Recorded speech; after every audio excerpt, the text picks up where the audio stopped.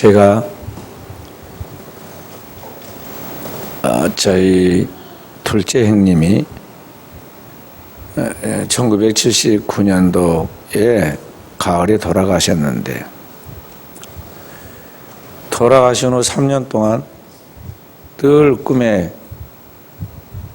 형님과 함께 제가 있으면서 그 형님과 이야기하고 같이 생활하고 또 이렇게 사랑의 교제를 나누었던 것이 너무 생생해가지고 제가 그렇게 생각을 합니다.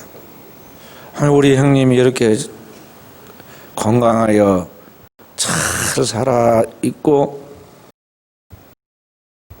그리고 이렇게 나랑 활동하고 있는데 왜 내가 우리 형이 죽었다고 그렇게 애통하고 마음이 아파하고 그랬을까? 여기 분명히 우리 형님 여기 있잖아. 이게 분명히 내 꿈인지 아닌지 확인해 봐야지. 그리고 제사를 집어뜯었는데도 역시 꿈이 아니고 현실이었어요. 그래서 야, 다행이다. 그러니까 우리 형이 죽었다고 한 것은 그건 꿈에 있었던 옛날의 어떤 꿈 이야기 같은 것이구나. 그리고 내가 마음의 평안함을 딱 느끼고, 그리고 아침에 일어나 보면은 그것이 꿈이었어요. 그리고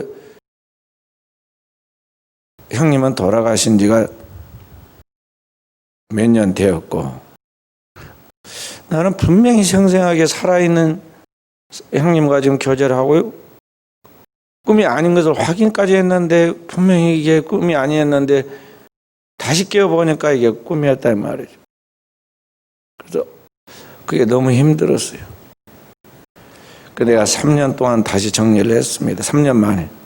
하나님, 이미 이제 죽고 사는 것은 하나님의 주권하에 들어서 하나님의 생명을 허락하지 한도 내에 살고 불러갔는데, 다시 여기 지금 현재 무덤에서 살았고 오지도 못할 것인데 내가 자꾸 이런 꿈을 꾸어가지고 현실처럼 느끼고 가슴 아파하는 거, 이게 건전하지 못한 것 같으니 이게 실제가 아니다면 하나님께서 이러한 꿈을 다시는 꾸지 않게 해주십시오. 기도를 했어요. 그랬더니 진짜로 하나님께서 다시는 그런 꿈을 꾸지 않게 해주더라고요. 마음속에 제가 제 형님이 30대 초반에 돌아가셨는데, 제가 12살 차이인데 얼마나 마음속에 그게 남아 깊이 상처가 되었으면 그렇게 꿈이 현실처럼 생생하게 반복해서 나타날까요?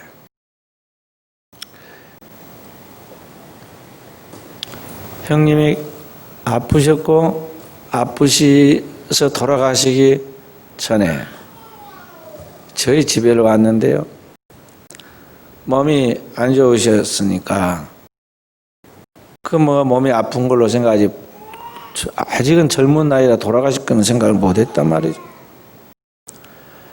근데 제가 신학교 그때 2학년 때인데 계속 제가 기도를 하니까 하나님께서 제게 형님을 데려간다고 이야기를 해주세요. 더 기도를 하니까 날짜까지 가르쳐 줍니다. 3일 후에 데려가리라까지 가르쳐 줍니다. 그래서 분명한 하나님 말씀이라 내가 현실은 안 믿어지지만은 준비를 해야 하니까 제 어머니에게 이야기를 했습니다. 3일 후에 형님을 하나님께서 데려가시니까 준비해야 합니다. 그리고 제가 학교를 갔어요. 그랬더니 어머니가 어이가 없어 하면서 무슨 지금 저렇게 있는데 무슨 3일 후에 데려간다고 그러는 거구나. 어이가 없어 하시고 믿지 않으신 것 같더라고요. 3일 후에 제가 금요일 날이 되어서 학교에서 돌아오니 형님이 이제 몸이 좋지를 않아요. 그래서 제가 이제 어머니가 삶아놓은 고구마를 앞에다 갖다 놨는데 먹으라고 이제 갖다 놨는데요. 형님 보고 제가 그걸 하나 까갖고 먹으라고 드렸어요. 그러니까 형님이 그걸 삼킬 수가 없잖아요. 지금 상황이 그렇게 됐는데 나는 뭣도 모르고 지금 현재 살아있으니까 그랬더니 나보고 자네나 먹소 그렇게. 그리고 형님도 뭔가를 느꼈는가 봐요. 나보고 어디 가지 말고 거기 같이 있으라고 그래. 그래서 알았다. 그리고 이제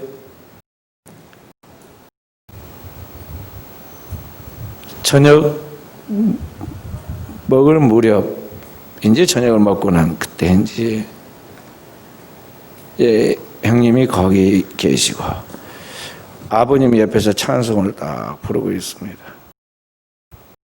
근데 갑자기 저한테 엄청나게 그냥 막 초름이 쏟아지는 거예요. 하나님께서 저에게 그리고 제 여동생에게 거기에서 내보내려고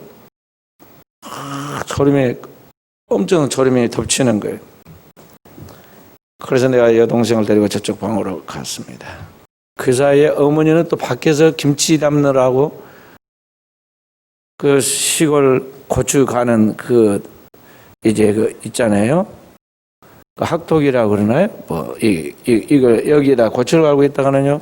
어머니도 이상하셨는지 딱 들어오는 거예요.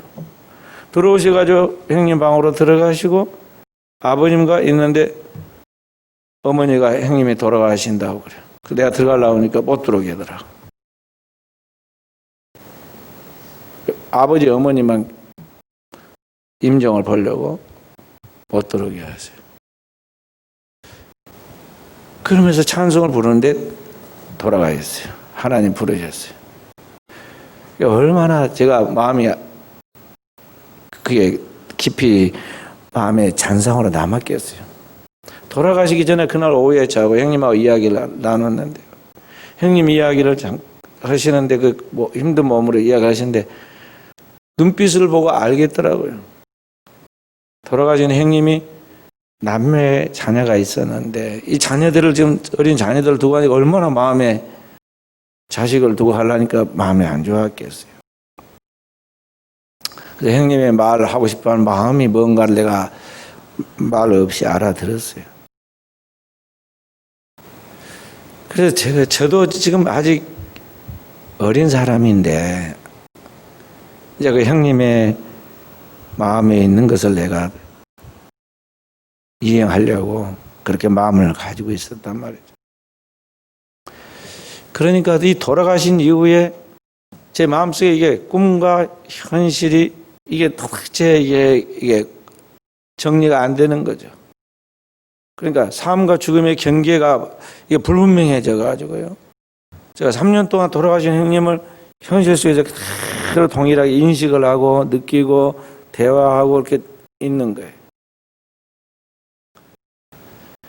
그 돌아가신 형님을 생각하면서 그 영혼을 생각하면서 또 그에 남겨진 그 일들에 대한 사명들을 생각하면서 내가 할 수 있는 한계, 내가 할 수 있는 것들의 우선순위가 있는데 이런 것들이 무엇인가에 대하여 다 완성하지 못한, 이루지 못한 것들에 대한 그런 가슴에 아픔들이 있었어요. 오늘의 이 시대에 우리 만나는 사람이 혈육이 아니더라도 우리 주변에 늘 이렇게 삶과 죽음의 경계에 서서 인생은 순식간에 이 세상 사람이 아닌 다른 세계로 그 생명이 완전하게 변동해 가는데 그리스도 예수 안에서 확실한 복음으로 구원받지 못하면 그 영혼은 분명한 것은 죽고 그 이후에는 영원한 심판이 있어서 그 죄값으로 지옥의 영원한 멸망에, 오늘 성경대로 둘째 사망에, 첫 번째 사망은 오늘 우리의 육신의 죽음이고 둘째 사망은 영혼과 육신을 아울러 멸하는 그 음부에 떨어지는 것인데 그런 영혼들이 수없이 많이 있다는 거죠. 그러니까 아버지의 뜻은 뭐냐면 일단 살려내는 거야. 사람을 이 땅에 살 수 있는 기회가 주어진 때 그 코에서 호흡을 하고 생명이 활동하고 있는 그때 하나님이 정해진 시간의 한계 안에서 이 영혼을 살려내는 거예요.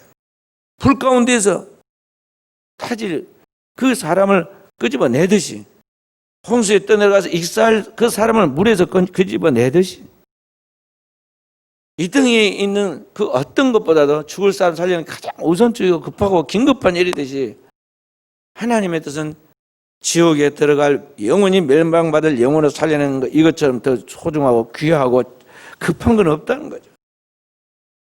얼마나 하나님이 그 일을 귀하게 여기고 급하게 여겼으면 하나님의 유일한 아들, 독생자, 그 아들 예수 그리스도를 이 땅에 보내셨고 그 아들의 생명을 담보 잡아서 그를 십자가에 처형시켜서 오늘 우리를 그를 대신하여 그의 죄를 도말하고 그를 하나님 앞에서 완전히 멸하고 오늘 우리를 살려냈겠느냐는 거죠.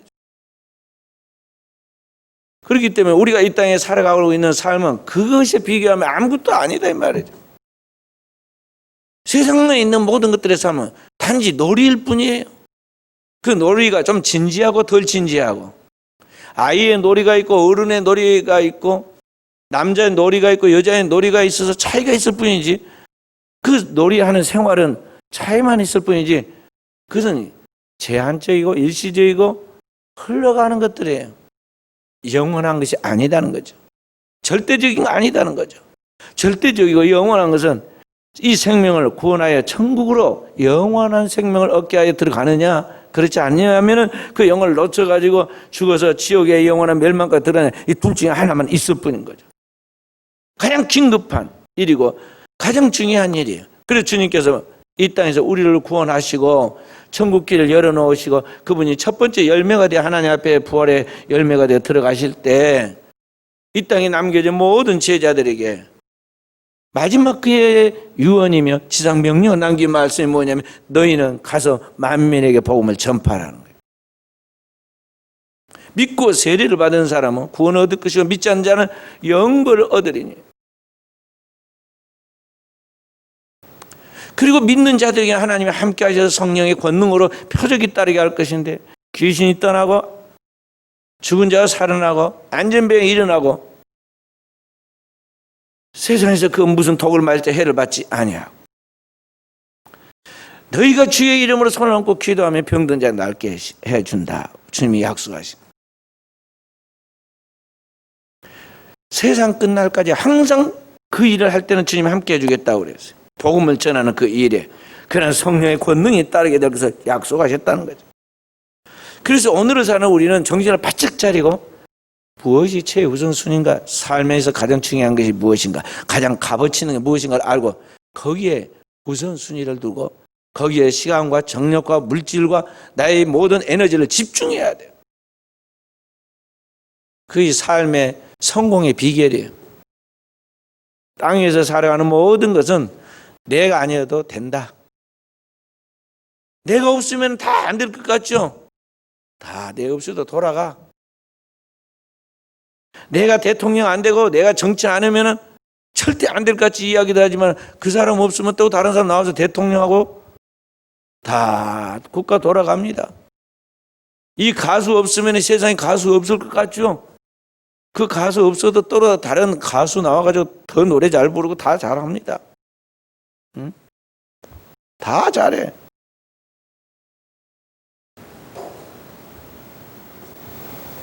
그런 나 아니도 누군가가 할 수 있는 사람들이 있는 거기에 목을 걸지 말고 그리스도인은 그냥 그런 것은 즐기면서 살아가는 거예요. 그냥 그건 놀이예요.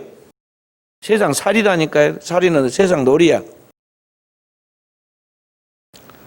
그리스도인의 삶의 궁극적 목적, 그리스도인의 삶의 존재 이유, 그리스도인의 삶에 있어 가장 큰 의미는 무엇이냐면 하나님의 뜻을 이 땅에 오늘 살아가면서 우리가 이루는 거예요.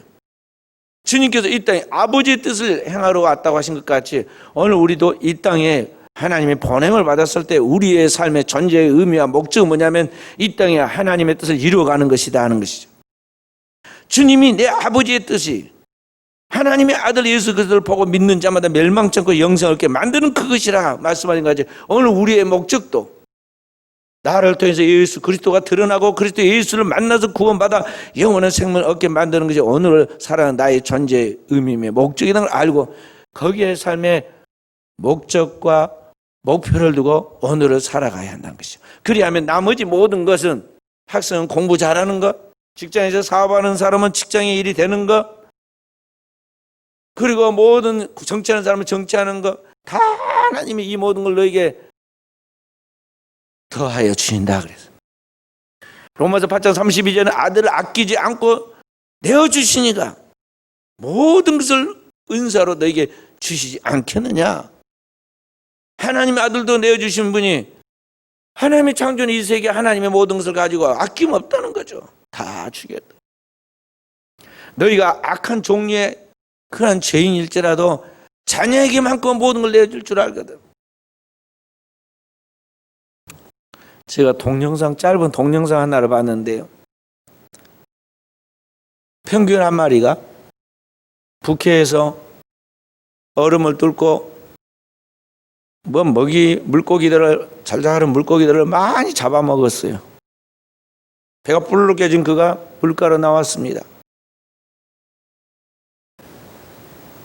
그래 물가 나와서 이제 새끼들이 있는 데로 가려고 하는데 물가에서 그 펭귄을 노리고 있던 그 하마라고 그러나요? 물고기가 또 저기가 그거 잡아먹는 거 있어요. 물범인가? 이게 노리고 있다는 확 물었어요. 물었는데 다행히 급소가 안 물리고 한쪽을 물었어요. 거기에 펭귄을 이제 이렇게 관찰하고 연구하는 그런 팀들이 거기다가 이렇게 추적 장치를 붙여놨는데 거기를 물어가지고 다행히 세게 이빨이 안 들어갔어요. 그래도 피가 물려가지고 줄줄줄 흐릅니다.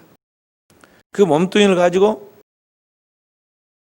그 펭귄이 막 어딘가를 막 뒤뚱거리는 걸음걸이로 걸어갑니다.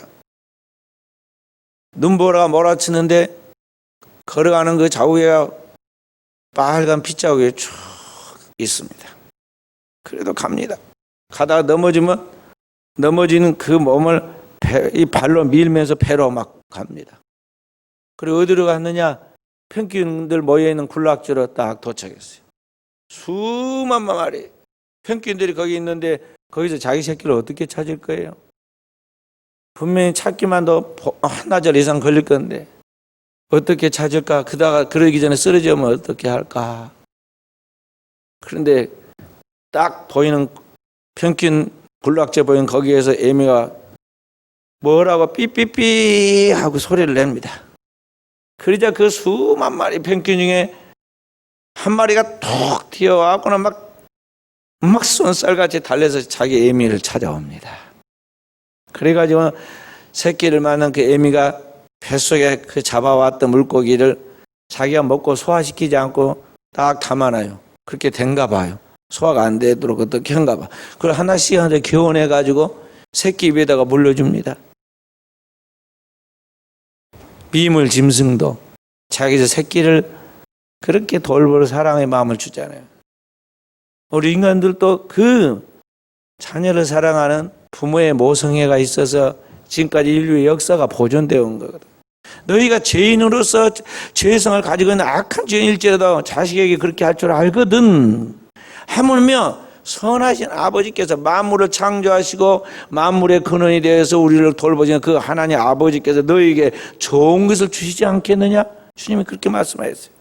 그 하나님 아버지께서 모든 게 가능한 그 하나님 아버지께서 오늘 그 구하고 찾고 두드리고 하나님 앞에서 믿음으로 살고 하나님의 사명 따라 살려고 하는 그 사람에게 왜 은총을 주지 않겠느냐는 거죠. 그래서 주님께서 뭐라냐? 무엇을 먹을까 마실까 입을까 염려하지 말아라. 그런 것은 다 이방인들이 구하는 것이다. 하나님을 모르니까, 하나님 사람 모르니까 그게 우선순위가 되고 이방인들은 구하지만, 그러지만 하나님은 악인과 선인에게 똑같이 햇빛과 비를 내려주셔서 먹이고 입히지 않느냐. 하물며 너희를 까보냐 그랬어요. 오늘 하나님의 택한 백성으로 너희는 더 책임지신다는 거죠. 그러니까 그 전능한 하나님과 그 하나님의 사랑과 하나님의 절대적인 위대함을 믿고 너는 너희 할 일을 전무하라는 거죠. 그게 뭐냐? 주님의 하신 그 길을 따라서, 주님의 가진 그 길을 따라서 주님의 그 십자가를 지고 주님의 길을 쫓아가는 거예요. 주님이 아무든지 나를 따라오고 그러든 자기를 부인하고 자기 십자가를 지고 나를 쫓아라 하신 그 십자가의 길을 쫓아서 영혼을 구원하는, 생명을 살리는 이 일에 전무하면 하나님께 나머지 모든 것은 책임을 진다는 거예요. 할렐루야. 그래, 주의 백성들 하나님의 영광을 위하여 영혼을 구원하는 그 일에 온통 신경을 주일 중심으로 해서 따고 나가면 생활에 대한 문제, 생존에 대한 문제, 학생 학업에 대한 문제, 다 그것은 하나님이 알아서 그분이 길을 열어주고 사람을 만나게 하고 경제적인 공급을 하고 책임을 지시는 거예요. 그러니까 우리는 주를 위하고 주는 우리를 위한다는 성경의 말씀이 바로 그런 거예요. 우리는 어떻게 생각했나요? 그러면 우리가 밥은 뭘 어떻게 먹고 살고 세상은 어떻게 살아란 말인가? 그러면 나도 신학교 가야 하고 나도 목사 되어란 말인가? 우리 한국 사람은 걸핏하면은 옛날에 그랬어요. 옛날에. 지금도 그런지는 잘 모르겠지만 걸핏만 와가 조금만 열심히 있으면 뭐라고 하냐면 너 신학교 가거라. 너 목사 되라. 예언기도만 어디서 누가 한다고 그래고 예언기도만 받으면 너 사명이 있다. 신학교 가거라. 이래가지고 말해 신학교 왔다가 중도치기 한 사람 많아요. 그게 아니야. 신학교는 대개 주의 종들은 저부터 시작해서 어떤 사람들이 가냐면 말이죠. 사회생활을 해가지고 하나님의 영광 나타내기는 힘들겠다. 그런 사람들은 신학교 보내는 거야. 너는 그냥 그 굴레 안에서만 한 가지만 해야지 두 가지, 세 가지 너는 하기는 조금 안 되겠다, 좀 부족하다 그런 사람들, 좀 말썽꾸러기들, 그런 사람들 신학교에 지금 보내고 진짜 이제 좀 유능하고 그런 사람들은요 하나님이 밖에 둬뒀어. 사실이에요. 그러니까 우리 성도들이 지금 다 신학교 가서 그렇게 하려면 꿈을 가지고 오죠. 다 성경대로 예수님에 나와 있는 예수님처럼 할 것 같죠. 예수님은 하나님의 아들로서 그의 신성을 가지고 태어나신 분이고 그에게는 하나님의 모든 아들의 능력이 있어요. 우리 인간은 죄퉁이고 죄투성이고 죄 덩어리단 말이죠. 우리 인간은 절대 하나님의 흉내를 따라 할 수 없는 거야. 그러려면 어떻게 해야 할까요? 주야로 기도해야 하고 하나님의 말씀으로 쫙 묵상하고 무장해야 하는데 그 쉬운 일이 아니야. 우리 성도는 밖에서 자유롭게 활동을 하면서 주의 일을 하라 그런 말씀인데요.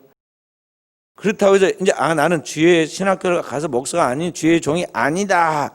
그러니 나는 마음대로 된다 그렇게 생각하고는 완전히 하나님과 상관없이 살아가면 그 사람은 큰 오산이야.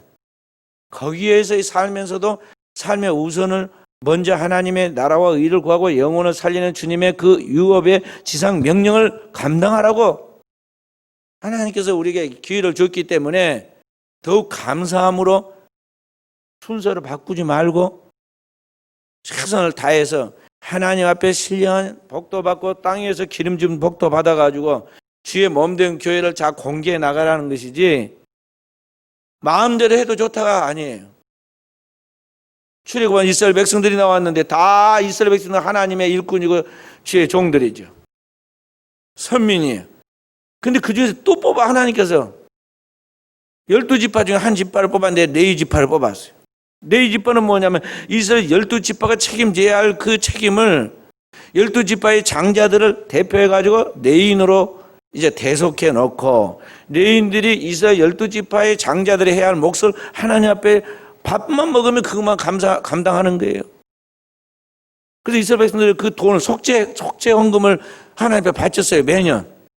자기들이 몫을 해야 하는데 자기들이 장자들의 그 목숨을 바쳐야 하는데 그 몫을 계속 하나님 앞에 헌금해요.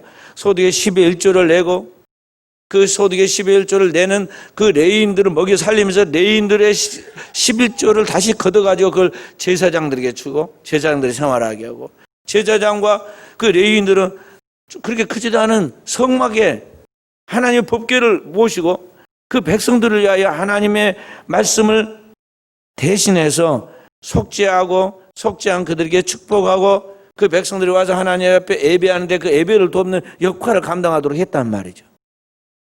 그러니까 그런 역할을 하는 거예요. 성도들은 오늘날 성도들 내인들처럼 가서 농사도 짓고 사회활동도 하고 다 하죠. 그러나 그들은 하나님 택한 백성이고 하나님의 영광을 위해 살아갈 백성들이에요. 그래서 그 삶을 항상 초점을 어디다 두냐면 하나님의 교회, 하나님의 법궤가 있는 성막에 두고 그들이 하나님 앞에 거룩한 삶을 살았던 것 같이 오늘날 성도는 그렇게 살아야 한다는 거죠. 그렇게 살도록 부름받은 오늘 백성들로서 만약에 우리가 나는 하나님께 성막 안에서 일하도록 제사장으로 부름받지 않았으므로 나는 마음대로 해도 된다 하고 반신반의해서 신앙생활을 그렇게 근성으로 스치는 식으로 하면 그 사람은 큰 오해하는 것이다 하는 것이죠. 그래서 항상 무엇을 하든지 먹든지 마시든지 뭘 하든지 하나님의 영광을 위하여 하라 하는 말씀처럼 우리는 생활하고 생존해 가는 가운데 직장 생활하거나 사회생활에 가는 가운데 무엇을 하든지 그런 것을 통해서 주님과 함께 초점을 맞추고 주님이 이 땅에 죄인인 나를 살리러 오신 것 같이 나도 이 땅에 주님의 뜻을 따라서 이 영혼을 살리려고 하는 그 일에 최우선순위를 두고 나아가야 한다는 것이죠. 할렐루야.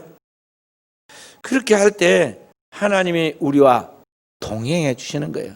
그리고 그렇게 할 수 있도록 하나님의 성령의 권능을 우리에게 부어주셔서 하나님의 역사가 우리에게 재현되도록 하는 거예요. 3300년 전이나 4000년 아브라함 때나 출애굽했을 때나 2000년 전에 그리스도 예수와 그의 제자들의 때나 오늘을 사는 지금의 때나 똑같이 성령은 우리의 삶의 현재 우리와 공존하면서 우리로 하여금 하나님의 백성이 하나님의 자녀답게 살아갈 수 있도록 하늘의 권능을 우리에게 부어주시는 거예요. 그러니까 오늘 우리는 그렇게 되도록 끊임없이 기도하고 나가야겠어요.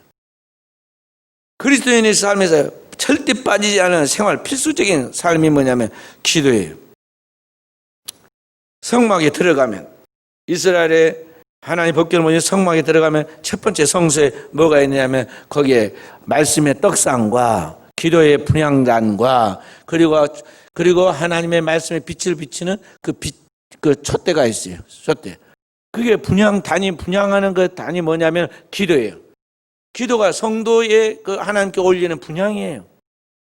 계시록 5장과 8장에 보면은요.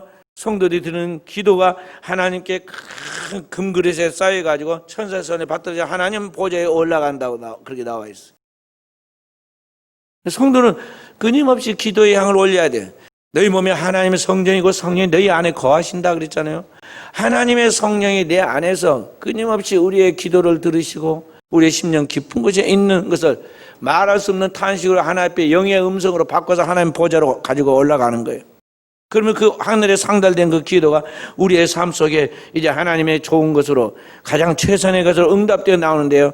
내가 생각한 나의 시간에 나의 직성 성질에 맞춰가지고 내가 필요할 때 주는 게 아니에요. 응답은 어떻게 돼요? 뜻이 하늘에서 이루어진 것 땅에서 이루어진다고 그랬어요.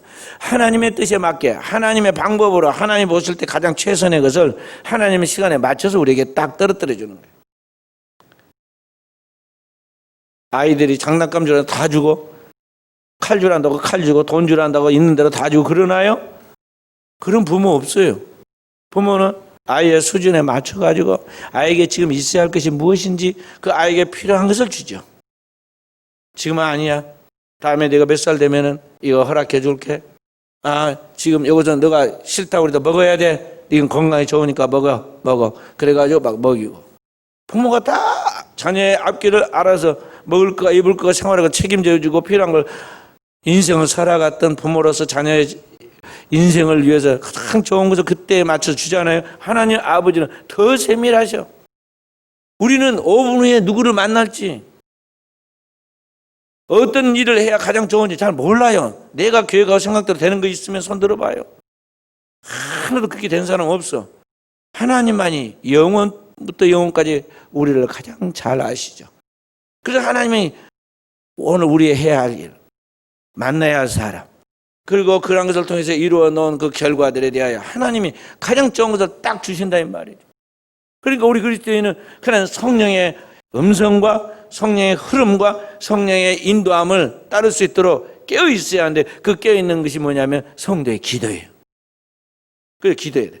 그래서 이번 여름과 가을에 100일 동안 추수감사 동안 기도할 때요, 이 영혼 구원을 꼭 깊이 기도해야 돼요. 구체적으로 내가 돌봐야 할 영혼들이 무엇인가에 대해 기도로 찾고, 찾는 가운데 마음으로 비춰오고 깨달아지고 확실히 정리된 영혼들을 딱 넣고 말이죠, 교회에다 내놓고 또 본인도 가지고 있으면서 계속 기도해야 돼요. 다른 사람 가족들까지 다 해서 중보 기도해야.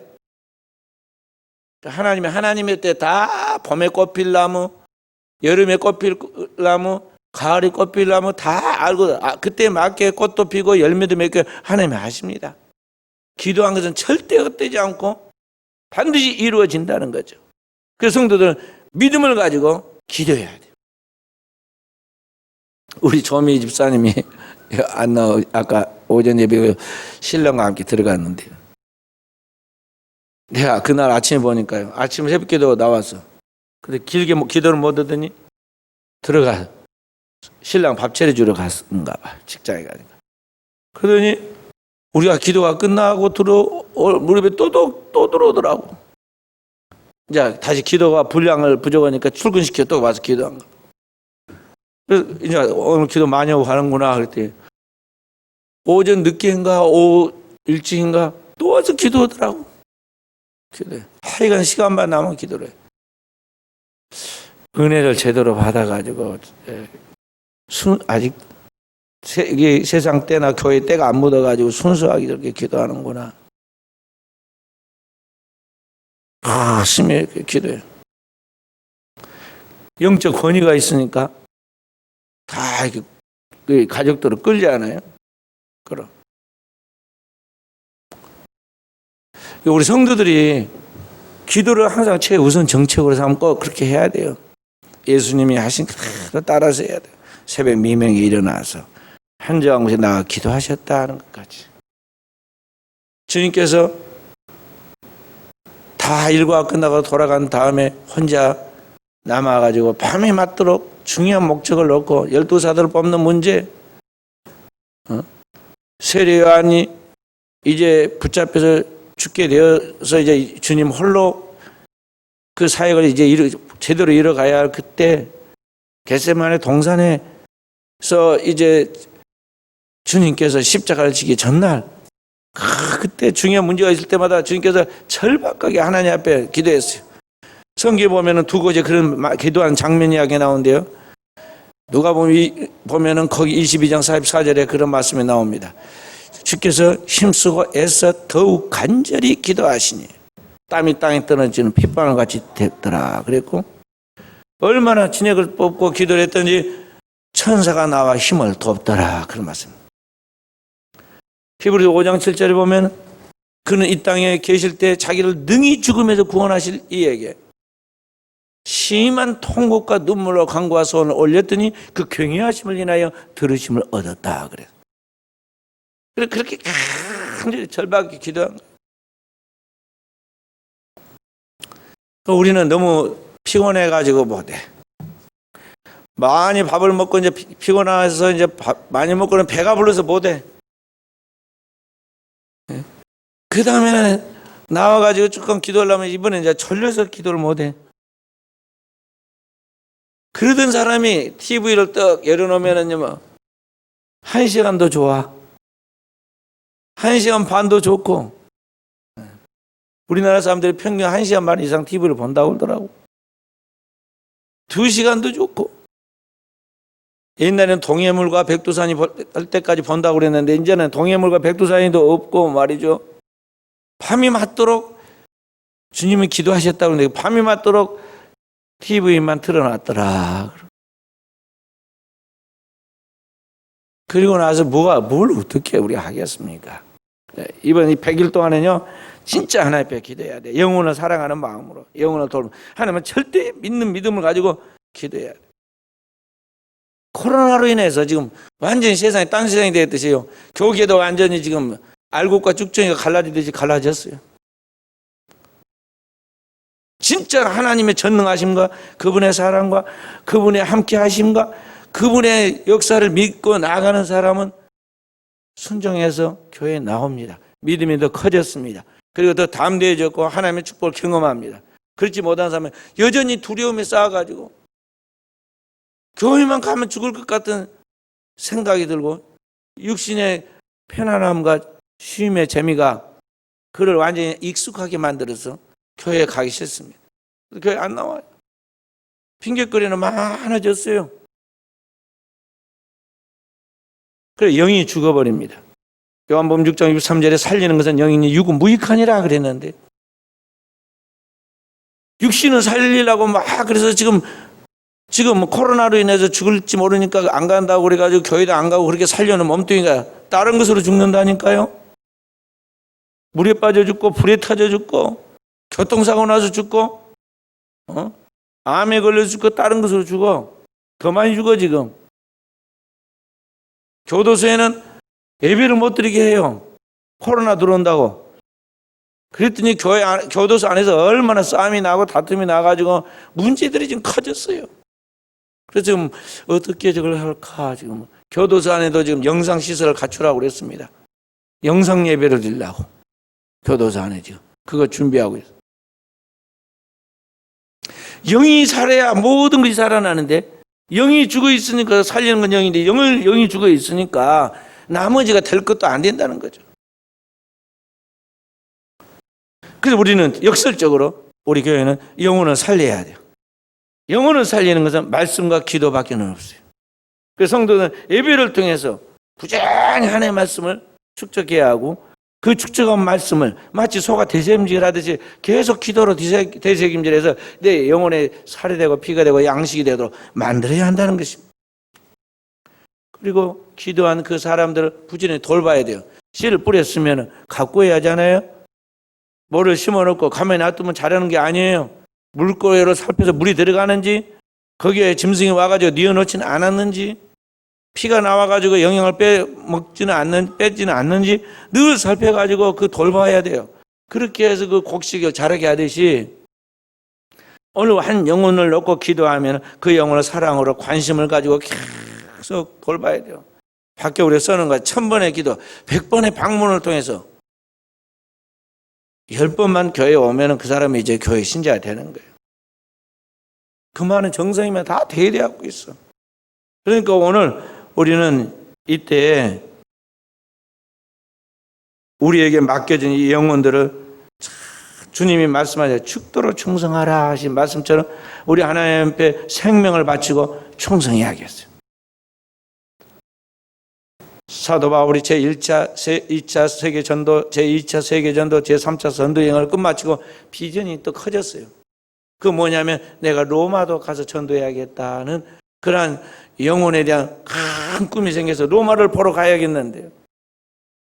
일단은 모교회인 예루살렘 교회에 가서 보고한 다음에 파송을 받으려고 예루살렘으로 돌아갔더니 거기서 유대인들이 음모를 꾸며가지고 사도 바울을 가둬놨어요. 사도 바울이 예수의 몸으로 이 예루살렘과 가이사를 왔다 갔다 하다가 2년 만에 드디어 로마를 가게 되는데 포로로 이게 예수의 몸으로 붙잡혀가지고 이제 로마로 가게 되죠. 그렇게 해서 로마로 가게 된 사도 바울의 그 거룩한 꿈이 이루어져 가는데 우리가 생각하는 하나님의 일을 잘하니까 만사가 형통해서 어려움도 없이 가야 할 건데 왜 죄수의 몸으로 갑니까? 죄수의 몸으로 지금 끌려간 것도 힘든데 이번에는 바다 한가운데서 폭풍에 의해서 완전히 풍랑으로 배가 뒤집어지게 됐어요. 거기에 장교나 건강한 자유인들도 풍랑이 일어나면 배 안에서 견디기가 힘드는데 죄수를 얼마나 잘해줬겠어. 꽁꽁 묶어놨는데 그죠? 파손되면 가라앉아서 죽을 거예요. 어떻게 하나님의 일을 하러 가는데 하나님이 도와주셔야지 자꾸 이 환란이 일어날까요?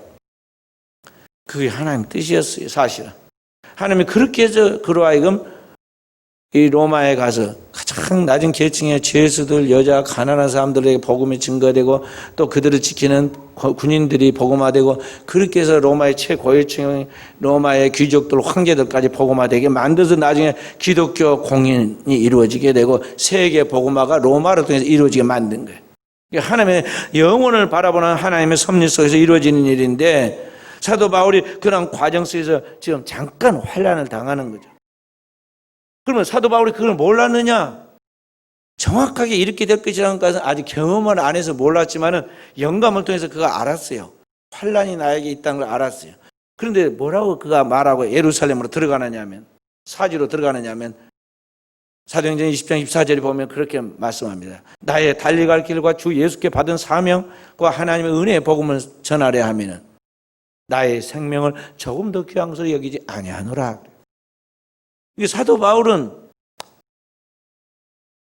가는 곳곳마다 지금 환란이 앞에 기다리고 있고 죽을지도 모른다고 그런 예언들이 들려졌지만은 아무리 그렇다 할지라도 하나님께서 나에게 맡긴 그 하나님의 지상 명령이 이 복음 전하는 사명에 대해서는 그 뜻을 이루어간다면 내 생명을 조금 더 귀한 것으로 여기지 않고 나간다고 그랬어요.